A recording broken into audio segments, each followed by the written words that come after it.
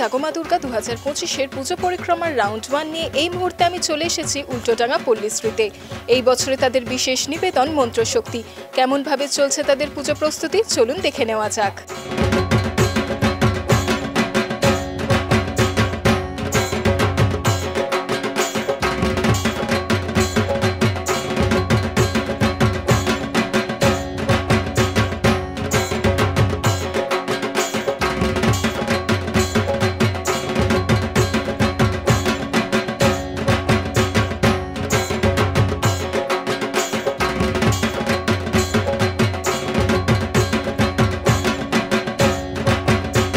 এবার আমাদের উল্টোডাঙ্গা পল্লীশ্রীর মূল থিমটাই হলো মন্ত্রশক্তি।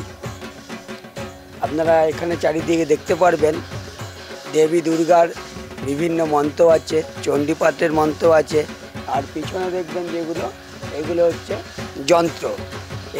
এখানেও আমাদের এখানে যন্ত্রের যে মন্ত্রগুলো আছে সেগুলো সব লেখা থাকবে। আর নবগ্রহ পুরো থাকবে, ওপরে দেখবেন সূর্য রয়েছে, ঠিক আছে।